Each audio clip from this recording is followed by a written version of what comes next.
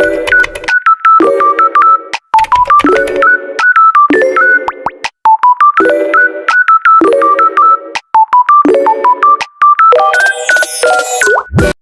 adik-adik, apa kabar hari ini?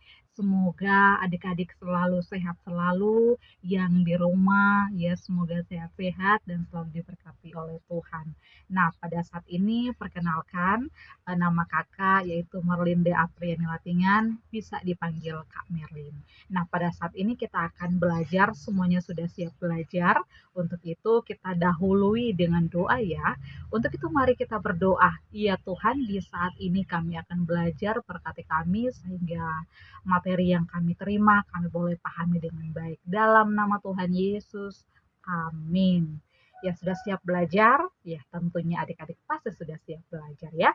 Nah pada saat ini materi kita adalah hidup menurut kehendak Allah. Ini dia, di samping kita bisa lihat materi kita hari ini tentang hidup menurut kehendak Allah.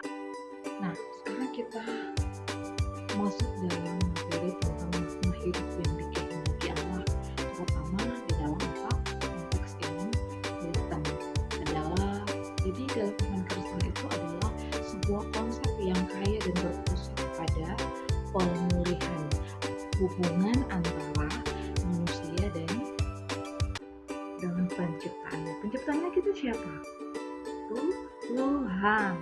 Jadi secara umum makna yang dikehendaki Allah itu dapat dirangkum dalam beberapa pilar utama. Yang pertama adalah memuliakan Allah dan menikmati Dia selamanya. Artinya kita menikmati seluruh apa yang Tuhan ciptakan bagi kita.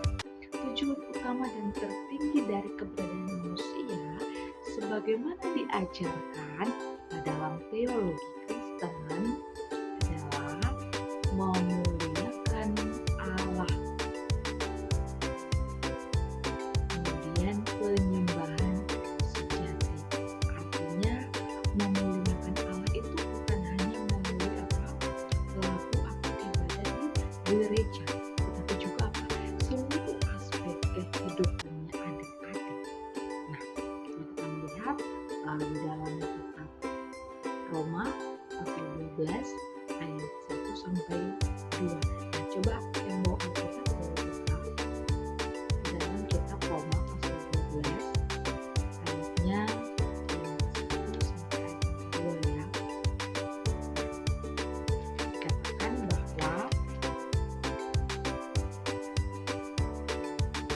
karena itu saudara-saudara, demi kemurahan Allah akan menasihatkan kamu supaya kamu persembahkan tubuhmu sebagai persembahan yang hidup, yang kudus dan yang berkenan kepada Allah. Itulah adalah ibadahmu yang sejati.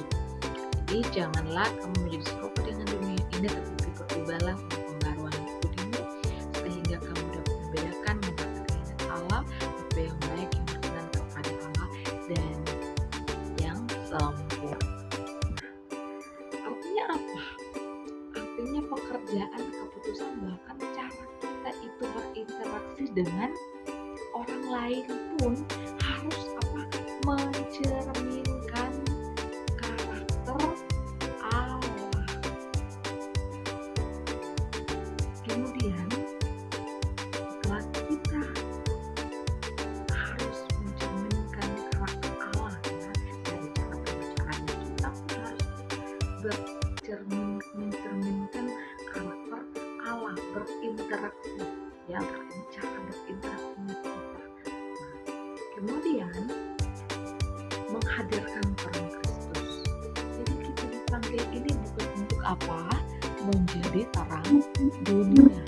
Nah, di dalam kitab Matius pasal 5 ayat 14 sampai 16 dikatakan bahwa hidup kita itu harus menjadi kesaksian yang membuat orang lain itu melihat perbuatan baik dari kita ya, dan dimuliakan di surga.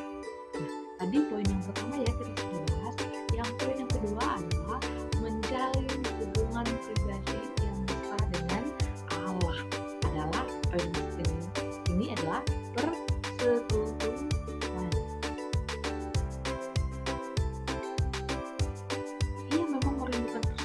persatuan, persahabatan dengan ciptaannya. Kemudian hidup dalam ketaatan. Kehendak Allah ini sering disamakan dengan Taurat atau firman-Nya. Nah, di dalam kitab Mazmur pasal 40 ayat 9, dan ada yang bukan kitab, boleh baca ya dalam kitab Mazmur pasal 40. Nah, di rumah ada kitabnya pasal Mazmur pasal 40 ayat 9 dikatakan, aku suka walaupun kehendakmu ya Allah, Tauratmu adalah dalam lidahku. Itu dia. Jadi kita mengetahui dan menaati firman itu adalah cara kita menunjukkan bahwa kasih itu kasih kita dan tinggal dalam kehendaknya. Gitu. Kemudian bertekun dalam doa, firman. Kita membaca Alkitab, kita berdoa setiap hari, itu adalah cara yang praktis untuk mengalami pembaharuan pikiran. Di dalam kitab Roma pasal 12 ayat 2, artinya sehingga kita dapat mengerti apa yang baik, yang berkenan kepada Allah dan yang sempurna. Kemudian pengudusan kehendak Allah bagi orang percaya. Ini adalah pengudusan. Dalam 1 Tesalonika ayat 4 sampai 3 jelaskan bahwa ada proses di mana semakin hari kita nih sebagai adik-adik semua menjadi satu dengan gambaran Kristus, ya. Semakin hari semakin diubah. Kemudian semakin diubah cara perilaku kita. Nah, asalkan apa? Kita tuh sering membaca firman, itu adalah hal-hal yang praktis. Kemudian poin yang ketiga adalah melayani sesama dan menjadi berkat atau pelayanan. Jadi kehendak Allah ini tidak hanya bersifat vertikal, artinya kita tidak terhubung saja dengan Allah, tetapi juga harus horizontal, harus dengan sesama kita, ya. Nah, jadi kasih dan keadilan Allah menuntut kita untuk berlaku adil, mencintai kesetiaan, dan hidup dengan rendah hati di hadapan Allah. Nah, di dalam kitab Mika ayat 6-8, nah ini adalah kehendak yang sangat praktis dan krusial, di mana menjadi hamba, semua manusia dipanggil untuk melayani orang lain dengan rendah hati serta meneladani Yesus Kristus yang datang bukan untuk dilayani tetapi melainkan melayani. Jadi hidup yang bermakna adalah apa? Hidup yang berbuah dan menjadi berkat bagi orang di sekitar kita. Kemudian mengelola ciptaannya. Allah memberikan manusia untuk apa? Dalam tahu Tuhan itu menciptakan manusia, Tuhan itu memberikan manusia bukan apa? Adik-adik di rumah ada yang tahu tugasnya untuk memelihara dan menjaga ciptaan. Jadi makna hidup juga itu mencakup tentang apa? Tanggung jawab kita terhadap lingkungan dan alam. Jadi alam semesta ini yang telah diciptakannya itu kita harus jaga, bukan sekedar dicatat, jadi rawat. Itu dia tugasnya. Kemudian yang poin yang keempat adalah mempersiapkan diri untuk kekekalan atau pengharapan. Jadi kehidupan di dalam dunia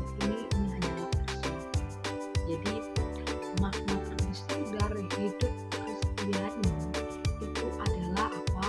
Memiliki fokus yang benar, yaitu pada kehidupan yang kekal bersama Allah.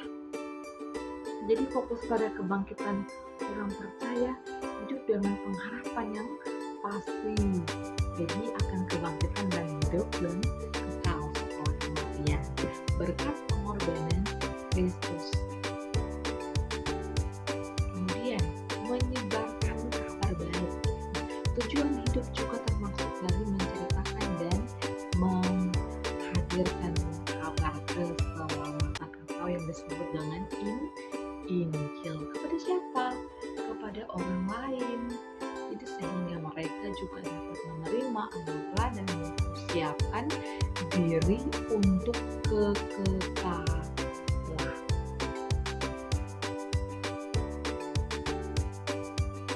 Nah, adik-adik, pada saat ini kalau kita melihat di zaman sekarang itu dunia sedang tidak baik, ya kan? Banyak sekarang anak-anak di luar sana mungkin, atau ada yang di sini, anak-anak yang suka berbuat jahat kepada orang tuanya, suka berkata kasar kepada orang tuanya, tidak mau dengar-dengaran, tidak lagi jujur, ya pokoknya suka hal-hal yang jahat dan bahkan tidak mau lagi belajar. Nah, jika demikian terjadi, apa yang akan kita dapatkan di masa yang akan datang? Pastinya dunia ini akan hancur karena setiap orang sudah berbuat sesuatu sesukanya dan semakin hari semakin jauh dari kehendak Allah. Nah, sini adakah anak-anak yang masih seperti itu, yang masih suka membantu orang tuanya, ya, yang tidak suka berkata jujur kepada orang tuanya, suka membohongi orang tuanya? Nah, jadi kalau hal seperti itu tidak dikehendaki oleh Allah sesuai dengan materi kita di saat ini. Nah, kemudian kalau dipenuhi orang-orang jahat, maka itu tentu tidak apa?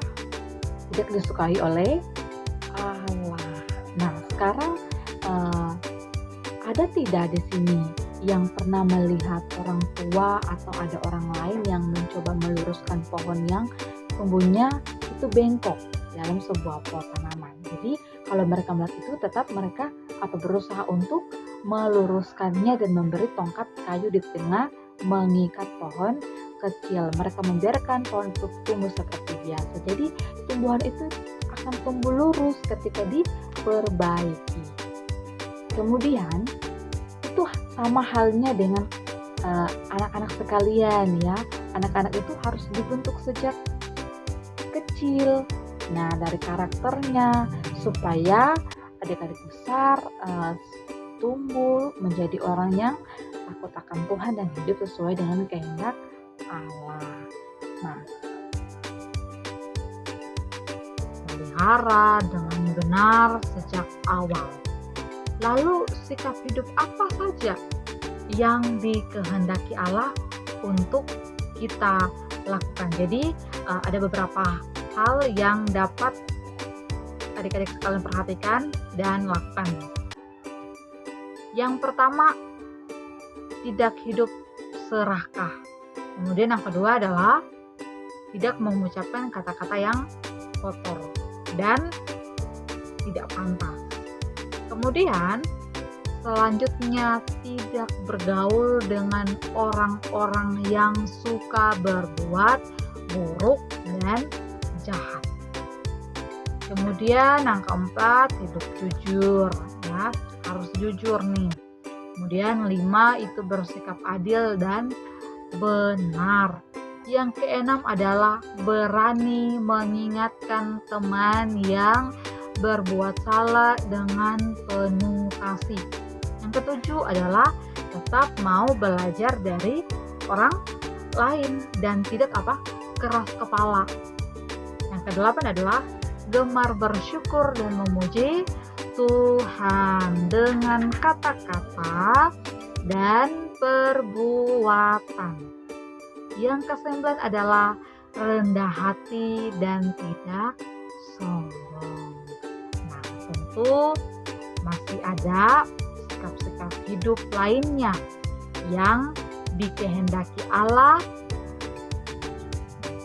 Jadi kita dapat, adik-adik bisa menambahkannya sendiri ya. Apa-apa sih yang dikehendaki Allah? Kemudian menghayati sikap-sikap hidup yang dikehendaki Allah. Jadi dalam kehidupan sehari-hari pastinya harus tetap melakukan apa? Kehendak Allah. Baik di rumah, di sekolah. Kadang-kadang juga ada keadaan yang menguji kemampuan kita untuk memilih apakah teman tetap melakukan yang dikehendaki Allah atau melakukan hal-hal yang tidak disukai Allah. Memang kadang-kadang sulit bagi kita untuk terus melakukan kehendak Allah. Yang sulit ya, karena kita dapat saja kehilangan apa? Teman atau benda-benda yang sangat berharga. Namun Allah menyertai orang-orang yang setia melakukan perbuatan yang benar dalam kehidupannya sehari-hari. Jadi Allah tidak akan meninggalkan mereka meskipun teman-temannya meninggalkan mereka. Pertama adalah berubahlah. Jangan ikut gaya dunia. Jadi Tuhan bilang janganlah apa? Janganlah kamu menjadi serupa dengan dunia ini. Maksudnya apa? Ada yang tahu? Ya. Jadi dunia itu punya gaya-gaya yang tidak baik, ya. Misalnya meniru teman yang suka bicara kotor, kemudian ikut-ikutan bergosip atau maunya menang sendiri. Jadi kita tidak boleh ikut-ikutan. Nah, sekarang kalau kita kan anak Tuhan, jadi kita itu harus apa? Berubah. Kita harus punya gaya yang berbeda, yaitu gaya yang disukai oleh Tuhan. Nah, kemudian kunci yang kedua adalah pembaharuan budi. Artinya apa? Pikiran kita. Nah, bagaimana cara merubah dengan pembaharuan budi? Budi itu artinya apa? Di pikiran. Nah, sekarang coba pegang kepala adik-adik sekalian.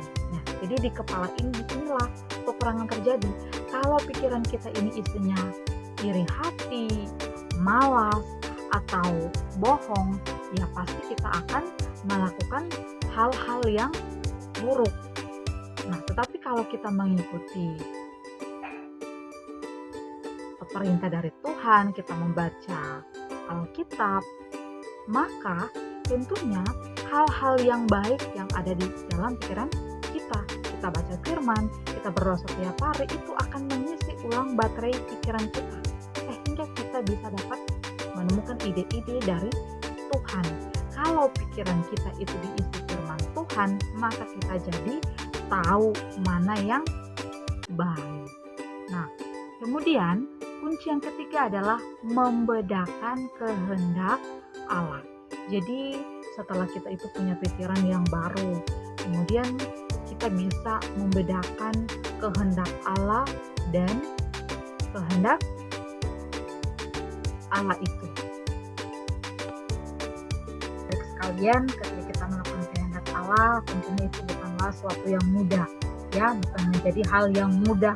Jadi dibutuhkan sebuah keberanian untuk tetap taat dan setia kepada Tuhan, selalu membaca firman Tuhan, selalu berdoa, dan tidak terpengaruh dalam lingkungan, ya, dan teman-teman sekitar, walau mungkin diejek, dihina, dihina, dikucilkan, kemudian atau ditinggalkan oleh mereka, tetapi percaya bahwa Tuhan Allah selalu menyertai orang-orang yang setia dan melakukan perbuatan yang benar dan dikehendaki oleh Allah. Nah, sekian dari materi kita pada saat ini. Semoga materi kita pada saat ini yang telah dibagikan, yang telah diajarkan, hanya anak-anak sekalian boleh memahaminya, bagaimana kita sebagai anak-anak Tuhan harus hidup sesuai seturut mau dan kehendak Tuhan, karena itulah sebuah hal yang harus kita ikuti. Memang tidak mudah ya, tapi kita percaya bahwa Tuhan selalu memampukan kita. Jadi kita sudah banyak membahas tentang materi-materi, bagaimana seperti apa, bagian tertentu yang harus perhatikan ya. Pada intinya bahwa makna hidup yang dikehendaki Allah itu adalah hidup yang didasarkan pada iman kepada Yesus Kristus ya, dimana kita menaklukkan diri di bawah kehendaknya, kan kita juga mengasihi Allah sesungguhnya, ya, mengasihi sesama seperti apa diri sendiri, dan hidup sebagai penjaga yang setia atas berkat-berkatnya dan ciptaannya. Nah, itu yang menjadi materi kita pada saat ini. Kiranya materi ini adik-adik boleh pahami dengan baik ya, dan terus belajar yang nah, itu jadi materi kita pada saat ini. Untuk itu tadi kita awali dengan doa, maka sekarang kita akan dengan doa ya. Yuk kita mengajukan doa. Dan Tuhan, terima kasih untuk segala berkat-Mu sehingga pembelajaran kami boleh laksanakan dari materi yang disampaikan, kami boleh memahaminya dengan baik.